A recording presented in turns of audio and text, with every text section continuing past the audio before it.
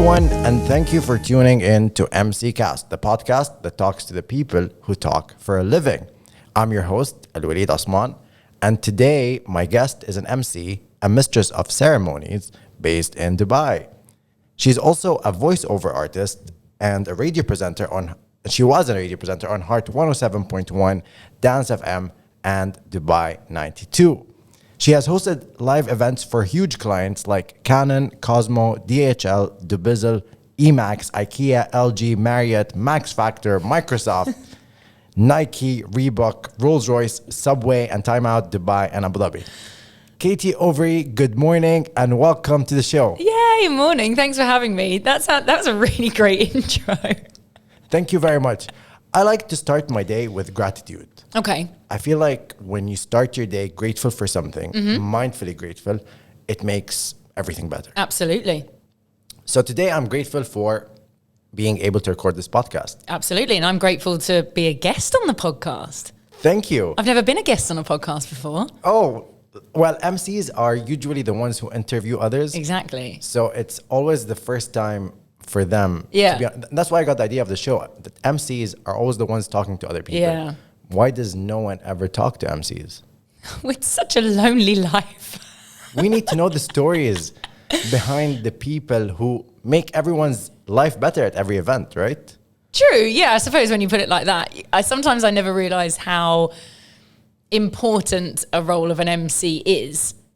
For example, sometimes when I'm hired for a job, I'll kind of look at the script and my parts throughout the evening. And I'm thinking, that's such a small thing. Sometimes I'll literally come on, say one line to introduce the next person and then go. And I'm thinking, surely they don't need to pay someone for that, or they could just do it themselves. But no, they can't, or they don't want to. And when you're there, you realize how important that role is to keep the evening together. I think the only time you realize the importance of an MC is when you go to an event that does not have an MC. Oh my goodness. Or you go to an event that has a bad MC.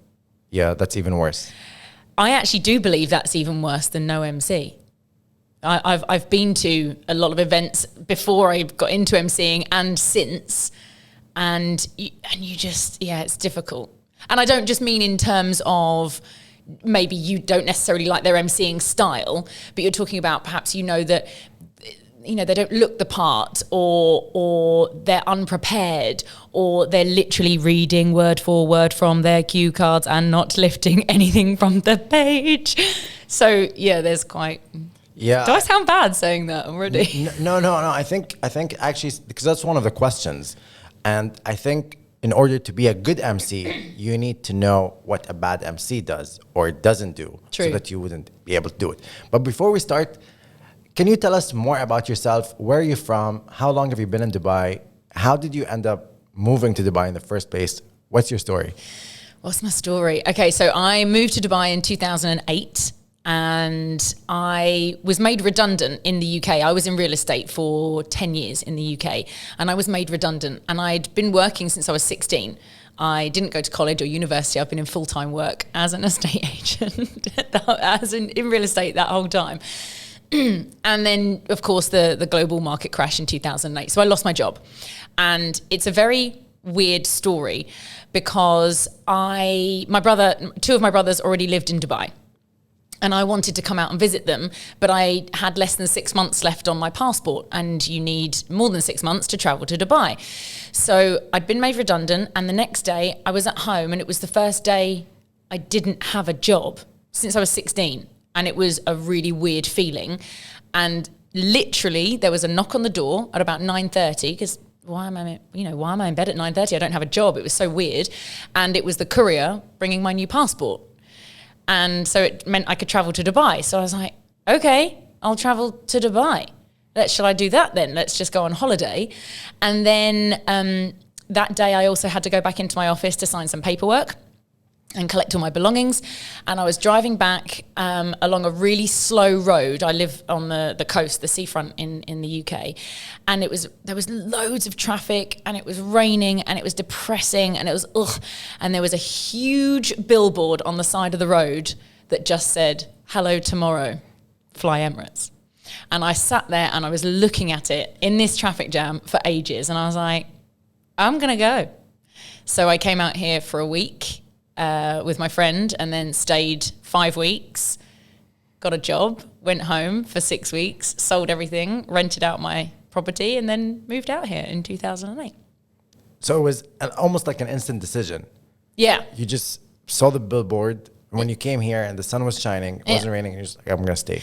Yeah, I came here with the intention to see, could I live here? And obviously I was fortunate enough that I already had 2 of my brothers here. My 2 big brothers have been here since 2000 and 2005, something like that, 2002, 2005.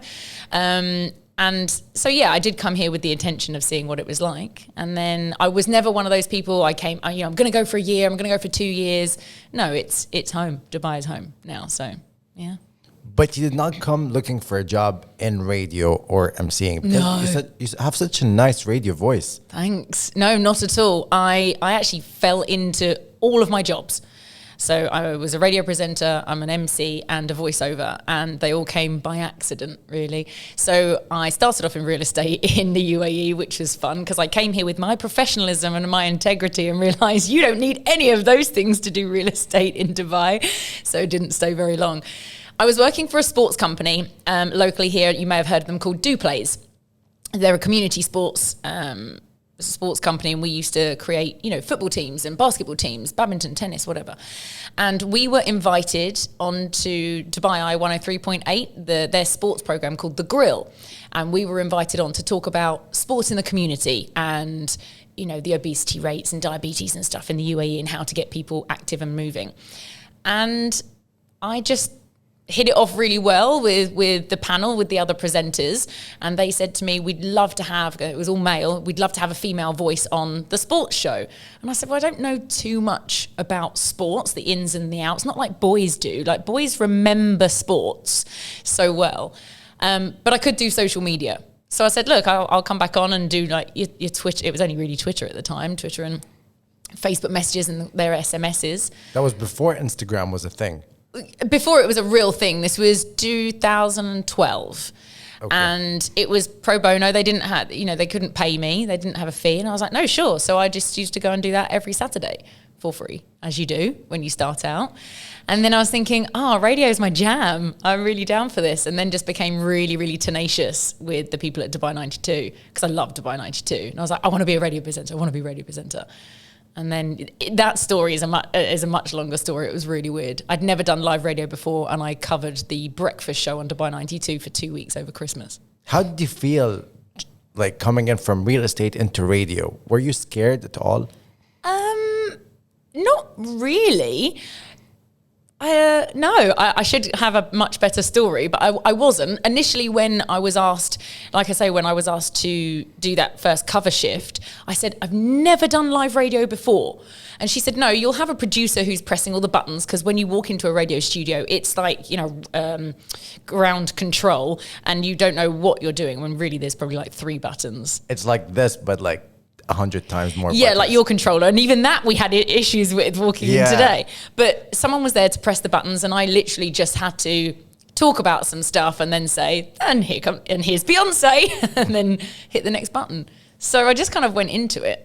You do have to prep a lot though. You can't just, wing it in radio. Much like emceeing. Yeah, which is what we were saying, because it's live. If you make a mistake or you and ah and you don't know what you're going to say, that's really awkward on stage or on air. So how did you move from radio to being an MC? Are they related? Because a lot of MCs are radio presenters or TV presenters, which, do you believe being a radio presenter or a TV presenter, that's another question, qualifies you to be an MC and vice versa, or not necessarily? Because there's a lot of debate in the MC industry about that. There's an interesting one, because I was listening to episode 1 of the podcast, and you guys were talking about it as well.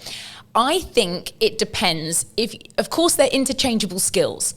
I had quite an in-depth conversation with someone on Twitter, because they had said about a radio presenter, I won't name them, but a local radio presenter who was then hosting an event.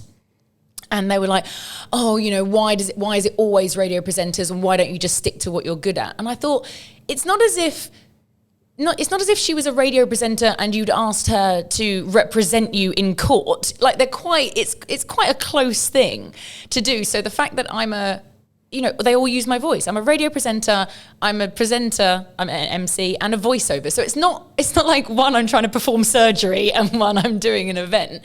But so there are very much interchangeable skills, and I don't have an issue with that. However, there are some people who are naturally so good at radio. Incredible people that I know and peers of mine in the industry, put them on stage, i.e. with 1,000 people looking at you, pre-COVID, please come back, 1,000 people looking at you and not having, because obviously when you're an MC on stage, you can't look at your script the whole time and have your eyes down. So I do know people that can't do that. And then equally, there are MCs, we were speaking about, doing live radio. There are MCs that would no way be able to be a radio presenter at all.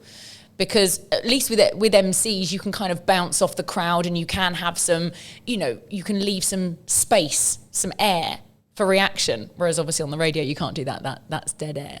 So I do think they're interchangeable. Voiceover is another thing. So many radio presenters and MCs think they can be a voiceover, and then they try it and they go, oh, it's actually really difficult.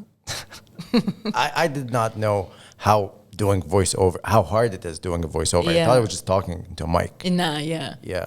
You have to kind of be able to act with your voice. Yeah, so it's a very difficult one because there's the difference between saying MC cast with Alwaleed Osman to MC cast with Alwaleed Osman. It's like all these different ones, and the amount of people that say we really want it conversational, and they don't.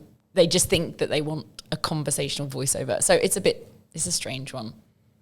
So how did you start becoming an MC? When was your first event? Was it from the radio or was it not from the radio? No, not at all. I was working for a PR and events company called Darbo & Co. And I worked in events. I was in business development in events. I wasn't on the radio at this point. This was 2013. And we were hosting a huge event for a company here called Arqam. And it was a big financial event held at Meydan Hotel. And I don't deliver the events. It's one of those all hands on deck things during a big event. And next thing you know, our client ran up to the events manager, my colleague Dominique, and said, I don't have anyone to introduce the CEO. And he was really panicked by it because we had hundreds of people at this conference. I don't have anyone. And my colleague Dominique said, it's fine. It's Katie, would you do it? And I was like, sure, what do you need me to do? And he's like, just introduce him. Here's his name, here's his title. Can you then just let everyone know, the run of the day? And I was like, sure. I was really confused why it seemed to be such a big deal. Like I said before, I didn't understand why this person couldn't do it or that person couldn't do it. Not really understanding how frightening it is for people. I mean, it's the second most stressful thing ever, public speaking. And that was it. So I got up and I did it, and he was so grateful. I cannot tell you how grateful this guy was. And I was thinking, people get paid for this? Here's my rate card. And then it was quite funny because the next year he asked me if I was available, and my colleague Dominique said, yeah, but she's actually become really quite professional and popular in the last year and she has a rate card. They were like, oh, but they still hired me, so that's good. Oh, it was good. Yeah. At least you got paid twice for the last year. Yeah, exactly.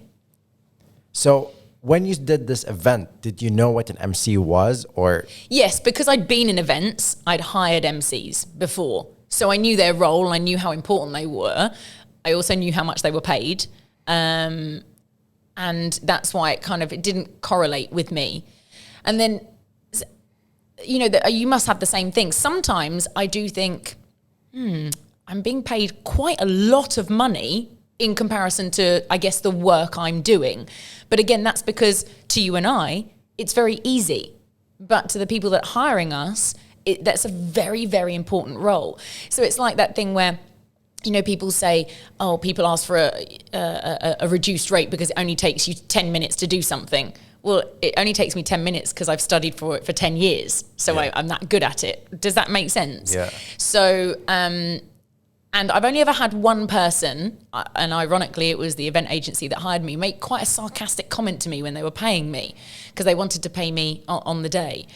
And she said, "Oh, is this the right amount?" And handed it to me, and I checked the check, and I said, "Yeah, that's right." And she said, "Gosh," she said, I need to change jobs or something like that." And I was like, I've never stopped you being an MC. That's True. Go for it. Why not? Yeah. And by the way, I'm not saying that we earn hundreds of thousands of dirhams. To everyone who's listening, it's not that much. It really isn't that much, but it's just what people think in comparison to other roles, I'm assuming. Yeah. So it's a very strange one, but it's only when you realize afterwards quite how important that role is. It's key to the evening. I guess you're there to just hold it all together. Yeah, and without you, everything just falls apart. I mean, I like to think so. Yeah. To everyone who's listening or watching, it's the truth. If you have an event and you're thinking of not having an MC, think again, because it's going to put your event, it's going to become a catastrophe, like literally. And on that note, actually, the amount of people recently who have asked for my rates or have inquired to my business manager or something like that, and they will ask how many followers I have on Instagram. I'm not really interested in working with companies like that. That doesn't, just because I have 200 followers, 20,000 followers, that doesn't have any impact on how good of an MC I am. And that's where the industry is kind of going like that in the last, I guess, pre-COVID, but the last kind of year. That's really frustrating. I think, as you said, the amount of followers you have or don't have no impact on how successful you'll host an event, especially if you're not posting on social media. Yeah. And it's not a part of the package. And I think, unfortunately, people think that social media influencers are MCs. It's different. Very different. They're different skills. Yep. So maybe radio presenting, TV presenting, being a news anchor and MC could have some interchangeable skills, but being a vlogger or a social media influencer is definitely not the same. And they could be good. Like, don't get me wrong, they could be good. But on, there are, say, the media Facebook groups, and someone will post, I'm looking for a British female MC to host an event in November.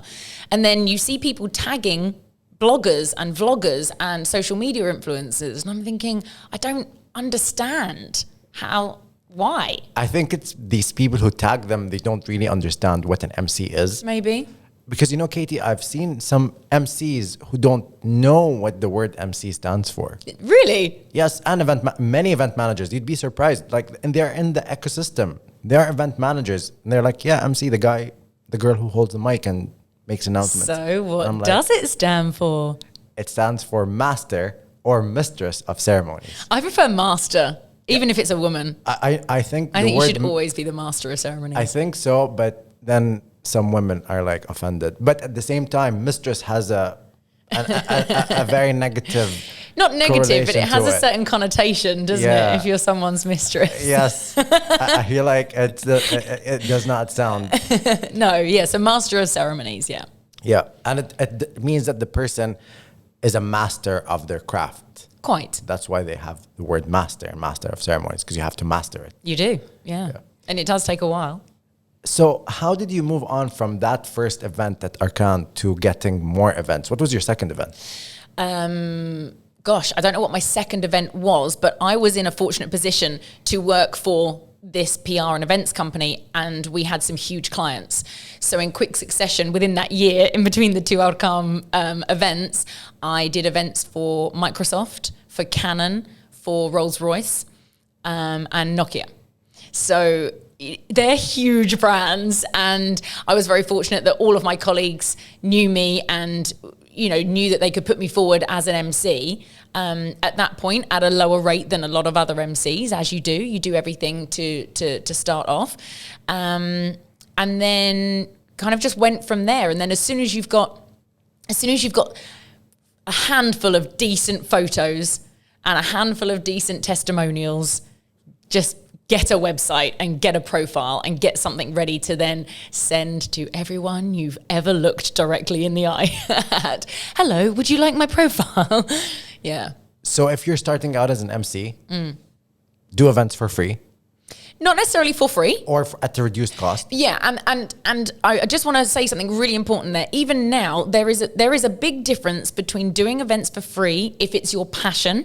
I did one 2 days ago for a breast cancer awareness event, or I did a free one for Nike, the Nike 10K. Do you remember the We Run DXB? I hosted that for free. I got a pair of trainers, if I'm honest, but that's because I loved it so much and I wanted to do it. So there's a big difference between doing something because you want to do it for free and a company trying to take advantage of you doing it for free. When you know full well they have a budget, but they're telling you that the exposure will work. Well, the exposure doesn't pay my mortgage, so thanks so much. Do you know what I mean? I do. I mean, that works with every freelancer. Absolutely. So I'm just saying is of course we all have to start somewhere. So yes, if there are free gigs, then if it's up to you if you want to go for them, but don't feel pressured to go for them. Don't feel if a company is trying to take advantage of you, is all I'm saying, because it's happened to us all. I'm talking about people who are brand new to emceeing. No, I know. Yeah. Even then, of course you do anything to get into it, but you know, don't be taking advantage of is all I'm saying. Yeah, but you know, Katie, even new MCs, even if they offer to MC for free, some event managers wouldn't hire them. So that's true. It's very hard. It's a very vicious circle, isn't it? It is. And how does someone get started on their very first event? Do you have any tips for them? Ooh, that's a difficult one. I mean, definitely hustle. And I mean, keep an eye on events that are happening in and around. Perhaps think about what events you want to do and what you'll be good at. So are you thinking sporting? Are you thinking award ceremonies? Are you thinking fashion or mall activations, something like that? And then just contact them. So if you see that the world of fashion is happening at Mall of the Emirates, as it does every year, reach out to Mall of the Emirates, find out who the agency is, who the PR company is, find out if you can then find out if you can host any events there. I've just done the same for the Dubai Fitness Challenge, but they've already got MCs, which is really annoying. So that's kind of what I did, is become. It's not a very British approach to become super annoying and just constantly email people. But yeah, that would be my recommendation. I feel like it also depends where in the world you are. Like in the Middle East, it's more of a remind me, call me tomorrow, inshallah. Inshallah, yeah. What was your name? Bukra. What was your name again? Can you come to my office? People don't tend to forget my name though, because it's very unusual. So yeah, but like they keep asking you to come back and follow up, and sometimes they'd act disinterested. Yeah. You'd feel like they're fobbing you off. Yeah. But actually, that's just the culture is. So great use of the word fobbing off, by the way. Thank you. That's really good. It's really English It was slang. on the top of my. I think you're rubbing off on me. I apologize. So if someone does not act interested, do not give up. And the other piece of advice I would give is find a mentor within the industry. I've had people contact me and actually come with me to events. They just want to see how it works, how I work, and go from there. And I've really enjoyed that. Wow, that's amazing. Yeah. Yeah. Have you never had that? You've never done it? Well, I mean, you're kind of my mentor because you're on my show and I'm learning from you. Thanks. But I mean, I've never thought of doing that. It's so good. You can just shadow someone. You do work experience at college and at school, or shadowing when you think, oh, I want to work in a bank. So you go and work in a bank for a week, don't you? When you're in like 11th grade or something. So yeah, absolutely. Hang around with someone for the entire event process. And I had this young girl with me from the minute I got to the venue. So I did the sound check, go through the script with the client, then hair and makeup, and she was just sort of with me the whole time, just to take it all in. And did she start emceeing? No. Do you know, I actually have no idea. No, I don't think so. She is still in the events industry. Okay. So I think maybe she decided it perhaps wasn't for her. I don't know what that says about me. No, I mean, it's not for everyone. So, but there's only one way to find out, and that's by doing. Yeah, true. Or in your case, shadowing. Or in the girl's case, yeah, shadowing. exactly. Yeah. Oh, gosh. Okay, so what is the one thing you wish you had known when you first began your career? that people don't pay on time Or at all. or at all. Yeah. Yeah. The one thing I would, literally that. I'm fortunate. Actually, that's the wrong word to use. I'm not fortunate to own my own company. I pay a lot of money for that trade license. So it's not luck. I've worked really hard for that. But in the UAE, you obviously it's illegal to not work without trade license and visas and all these kind of things. But I have had to go the legal route a couple of times for people that decide they don't want to pay you a year later. And so you do actually have to say, well, I can actually take you to court. It's very frustrating. And again, it's not just in our industry, it's in every freelancer industry. And I just don't understand why these companies feel it's okay to not pay people. It really annoys me. Did you have contracts with these clients when you took them? You do, but again, in this country, contracts not really worth the paper they're written on. And I feel like not just that, people they just feel offended sometimes. They do, and that's why then moving on, I now do either emails. Well, no, I do. I mean, I have an email trail for everything. I take everything off WhatsApp because, of course, we are in a WhatsApp country, and everything happens on there. But everything must stay on email. Things like I will do a preferred client rate or an introductory rate if I really want to get in with someone. So I say, okay, I'll do you a discount for this much. But I always state it that just so you know, this is an introductory rate. It will not be this rate next year. Lo and behold, 12 months later, they'll contact me and be like, hey, you did it for X last year. And I go, hey, remember that email I sent you on the 26th of September at 2:42 p.m. that said it's not going to be the same rate? Okay. And luckily for you, you're a woman and women remember everything. Yeah, we're like elephants. You never forget. We never forget. It is true though, but that's the thing is about paying, and that's why I now do, a payment plan, 50% upfront or 100% depending on when the event is and things like that. But even then clients get funny with you. And you're like, why? You have a skill. You don't go to a restaurant, eat the meal, and pay 6 months later. I think people would do that if they could. Absolutely, they would. Yeah. There's one thing people really love is getting paid really early and paying others really, really late. And sometimes it's just human nature. Sometimes things fall through systems. Like with the government, you have to go into their procurement system. Of course, yeah. And that makes sense. And it's like the invoice is lying there on someone's desk, but it just keeps going around from one person to another. Yeah. And so it's not always bad intentions. No, not at all. But it's just frustrating that, and again, because I was the other side, because I worked in the events industry, one of our biggest things was to make sure that our suppliers were paid, because in the end, those suppliers want to work with you again. Yes, and then some of them have the audacity of wanting you to work again with pending payments. Yeah. And they'd be like, but we'll pay both together. Yeah. Whereas I'm sure you could name a number of clients that you would bend over backwards to work with again. And you would even say to them, don't worry about a contract. Don't worry about paying me until 7 days post-event, because you know full well you're going to get it and some. And you would do anything for them. And that's why I believe that it should work like that. So the next question is a bit of a tough question. Hit me. What was your biggest failure and what did you learn from it? Oh.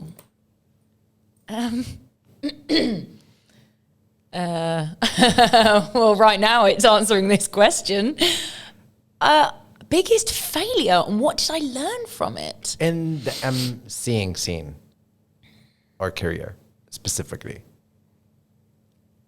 I'm just going to leave loads of gap so that we can edit this out. I don't have any failures. You're a very successful person. I mean, I've had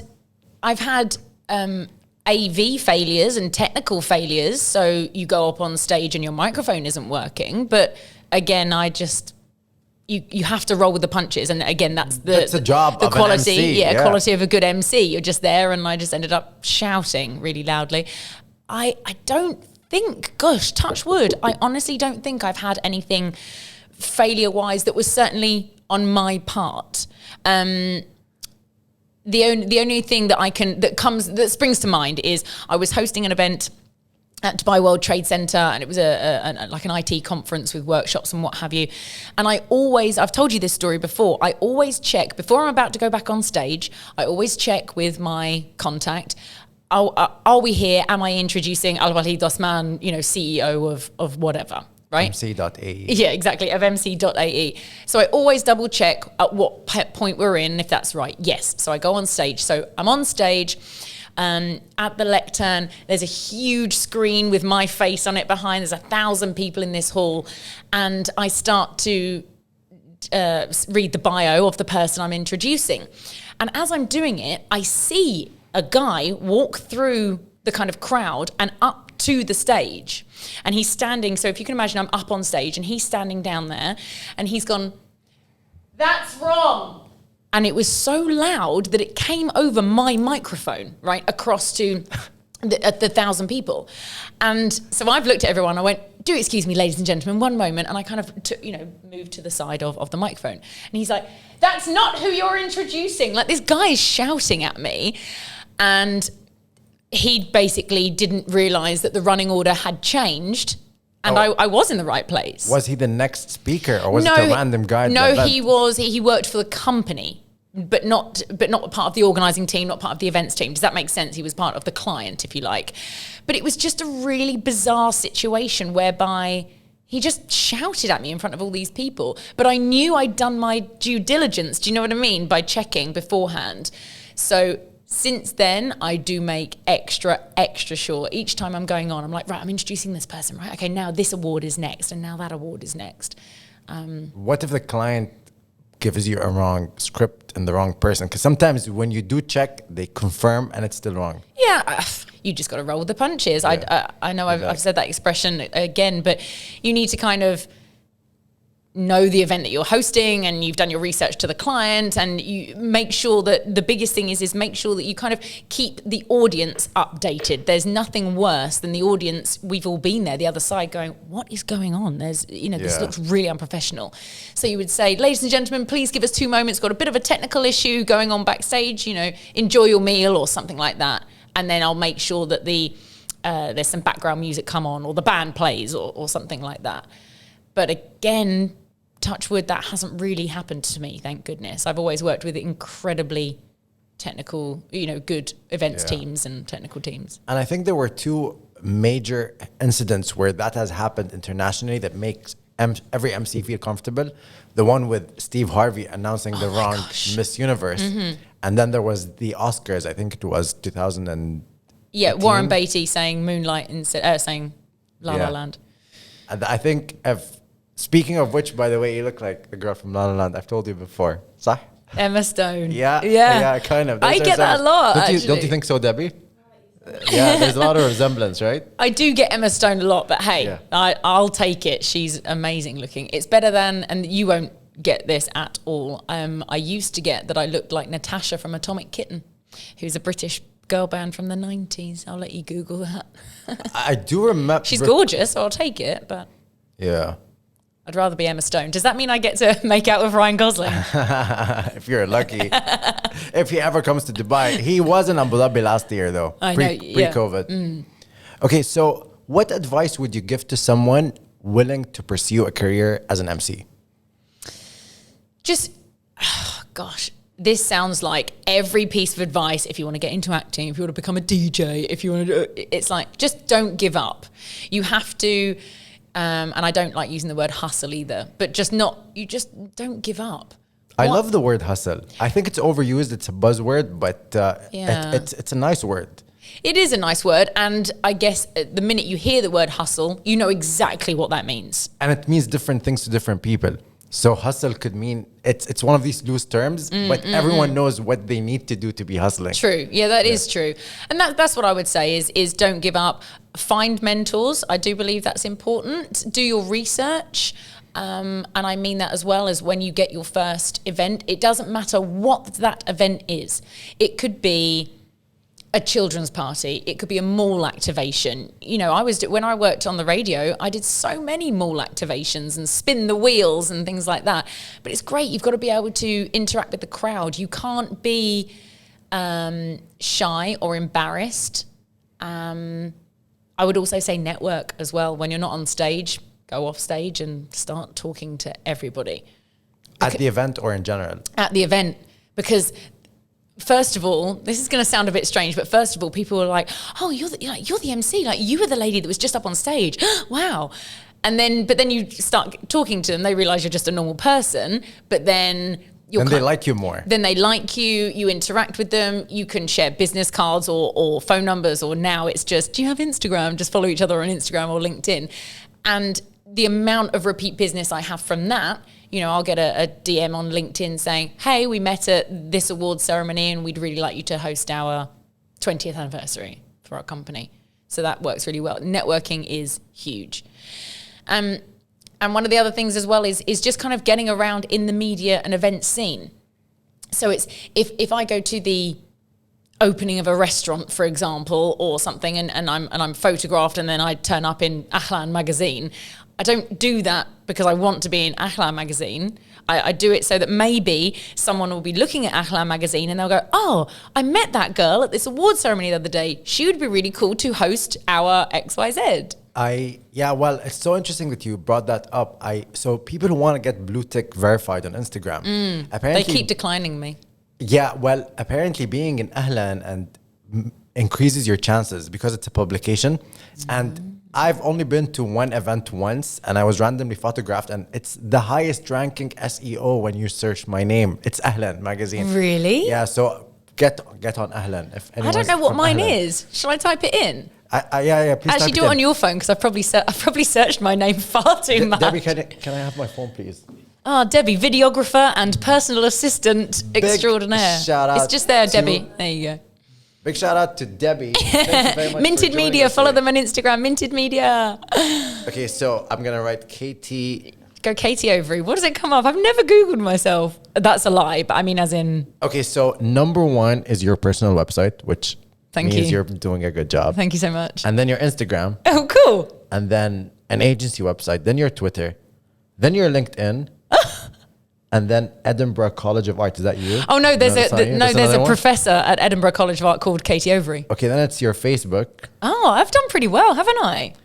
And then it's Scholar, Google Scholar, but I guess that's a professor again. There she is. That's Katie Overy. That's the other one. That's the other one. and wait, there is no... Well, maybe let's check the pictures. Oh, no, you're going to Google image me. Mm-hmm. This is worrying, isn't it? This is the moment of truth. Website, Twitter. Ahlan. It's up there. Oh, there you go. With Elisa from Dubai 92. Yeah. So it's always Ahlan. I'm really pleased with my little SEO. And your name is not very unique, so that actually No, my name is very unique. Is it? Overy? Are you joking? I don't know. A surname like Overy. But Katie is not. No, it's not like Alwaleed. No, true. Because the Waleed. Yeah, the Waleed. Because when I Google my name, it's like I'm the only one. So I didn't do a good job making it rank up there. No, true. But Overy is not a common name. So Katie, who are the 3 people who have been... I asked you if you were going to ask me questions like this. I'm not prepared. Just off the top of your head. Right, 3 people. But wait, to make it easier, I said 3. Okay. Because if I said 1, it would be very hard to like... Okay, go on, ask me the questions. Find 1, and if I said who are the people, there would be so many of them. Okay. So 3 is a good number. Okay. Who are the 3 people who have been the most influential to you in your life / career as an MC or in general? 3 people. Okay, well, a standard one is my mum and my dad. They're no longer with us. I have a huge legacy with my parents, and is actually I have my own podcast because of my parents. That grief relief podcast, quick plug there, which is about the grief me and my family went through with losing mum and dad. But they were amazing. They would always push me to be as confident as I am. You know, when you go on holidays as a child and you'll see the group of kids over there and you're on your own, my mum and dad would be like, go over there and play with them. And I'm like, no, I can't go and talk to them. Go over there and talk to them. Don't be so silly. And then next thing you know, I never saw my parents for another 2 weeks. I'm just hanging out with these people. So they push me to be as confident and as outgoing and as I am.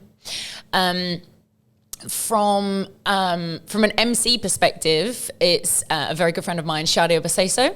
She is. Do you know Shadia? I know of her. I don't Of course, know her. you know of her. She's an MMA fighter. She's in WWE now. She was in WWE, yes, but she's no longer in WWE. She's now in Kuwait with her husband, doing lots of different things there. They have their own podcast as well. Shadia, I always looked up to. When I was on the events side, we would hire Shadia for events. She's a fantastic MC and bilingual, and a true bilingual MC, not people that say they can speak Arabic and then just like, ahlan wa sahlan. You're like, great, Yeah. we can all do that. She was amazing. And the reason I mention her is because I was very fortunate to work with Shadia on the Nike We Run DXB event. And it was the first time we'd met and worked together, and we hit it off really well. She's very successful, and she had a PA with her, and I wish I remembered her name because she was lovely. Oh, maybe Anna? So she would take photos and videos and do all the social media for Shadia, and Shadia sent them all to me and said, you're welcome to use these. And I said, please watermark them or what have you, and I want people to know it's from you. She said, no, everyone needs a step up, and here's all these photos. So any photos you see at any of these, this is 10,000 people at a race in downtown around the Burj Khalifa. I got them from Shadia. And she was the one that told me about printing your own cue cards and getting the cue cards branded on the back. So even if the client doesn't give you branded cue cards, do them yourself because it makes you look really good. So I'm sorry to interrupt you here, No, but that's fine. I want to talk about how, as an MC, there are some things that it's a shared responsibility. So sometimes the client neglects to do things or underestimates their importance, but then you have to do it because it's you. Yeah. You are, you are on the stage. It's that fine line of what you decide is going to look good and what isn't. So, Yes. for example, I was asked to do a piece of presenting work to camera, and the budget was really low, and so we were trying to negotiate, and I said, well, look, you need to pay for my hair and makeup then. That's 750 dirhams for hair and makeup. And they said to me, oh, you don't need hair and makeup. Yes, I do. Like that. Because it's me. It's me, it's my brand, and also it would look awful to you turning up. I mean, no one needs to see me without hair and makeup done. It just wouldn't look good for the brand. So I say that for them. So Shadi's amazing. She's very much, she's been a really good friend and mentor to me. Big shout out to Shadia. Yeah, Shadia, she's amazing. Maybe one day I'll have her on the podcast. I would love to have you on the podcast, Shadia. Please get Shadia on the podcast. She's fantastic. And who else is an inspiration to me? I would say my old co-host, Danny C. We launched the breakfast show on Dance FM together. I'd never worked with Danny before. I knew who he was, but I'd never worked with him. And we butted heads initially because, we're two radio personalities, two big personalities together.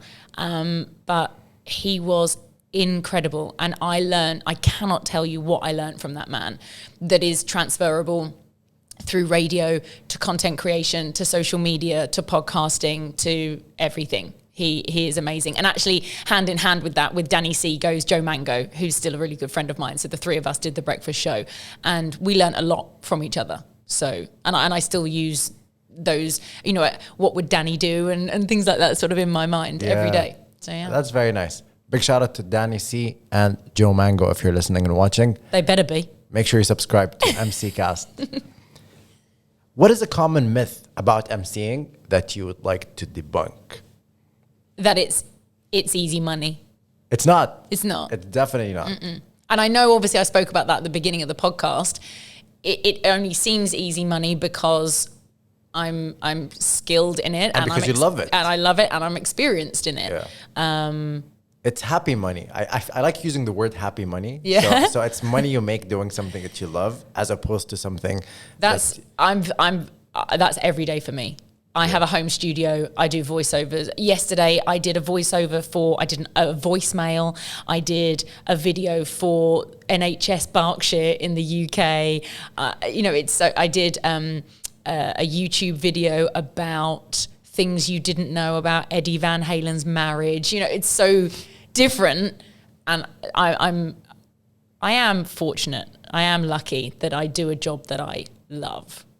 And I get to come on podcasts like this and speak to people like you. Like, we met through this. I wouldn't have met you otherwise. And now we hang out and go to the gym together. Yeah, boxing. Sometimes. If you could step into my shoes, what question? What size are you? 41.5. That's European, I think. Yeah. You have quite small feet. Sorry, I shouldn't have said that. So wait. No, hold on. 41.5 is when I measure it with a thing, but it's actually 42. Yeah, you keep telling yourself that. That's fine. So it's a bit more. So if you could step into my shoes, what would you have asked yourself that I did not? I don't think there's anything. I think you've covered it. You're a really good interviewer. It's a really good podcast. I think it's something that people do take for granted. And I also think it's something that not very many people know enough about the industry. And it's a huge industry here in the Middle East. You didn't ask me if I speak Arabic. I don't speak Arabic. I think everyone, but you could say some of the words. Salam alaikum, ahlan wa sahlan. Good evening, ladies and gentlemen. My name is Katie Overy. That's it. That's pretty good. Thanks. Shukran. That's it. No, but it's people ask me all the time, and that's what I said before. You're asked if, obviously, you're hired as a bilingual MC all the time. Yeah. It's very rare that you speak Arabic, I'm pretty sure, on stage. Yeah. Or you do that thing where you speak English and Arabic and it's all mixed together. It's the most amazing thing. Yeah, we call it Arabizi. Is it? Arabi and English, Arabi. Nice. Arabizi. I like it. Yeah. No, I don't think, I think you've kind of covered everything. I didn't know what to expect and what other questions. Okay, so where can our listeners connect with you online? Well, clearly, if you just Google my name, they all turn up. But I'm on Instagram, Twitter, Facebook. My handles are all the same. It's at I am Katie Overy, Overy. And I know I've plugged it already, but I have just launched my podcast. So That Grief Relief Podcast. That Grief Relief Podcast. Make sure you subscribe and listen to the first episodes out. There's two episodes out now. 2 episodes out. Yeah, so it's really early days. But it's available wherever you get your podcasts, or you can watch it on YouTube if you want. All right, so the last question of the show, which is my signature question. Okay. What does emceeing mean to Katie? Everything. And I think I've only really just realized that during COVID. On Wednesday, I hosted my first event in 7 months. And I actually sent you a picture, didn't I? I had the microphone in my hand, and my goodness, I cannot tell you how, and it was only a tiny stage. It was maybe 50 people. It was not my usual event. Normally I'm super glammed up and, evening gowns, and my hair's huge and so much makeup, and I'm on stage in front of 500, 1,000 people. I loved it so much, and it made me just miss it. And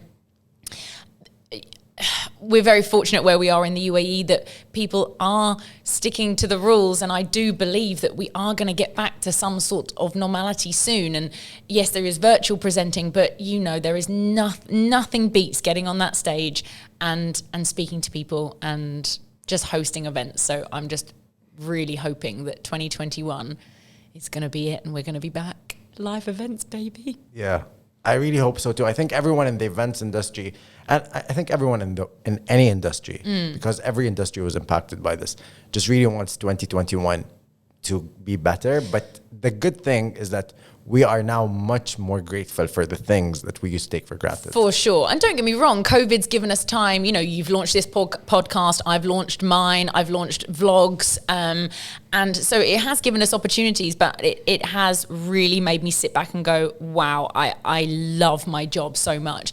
And it's frustrating because the events industry and the arts as a whole, it was one of the first ones to go back in February, March, and it's one of the last ones to really come back. But I understand why.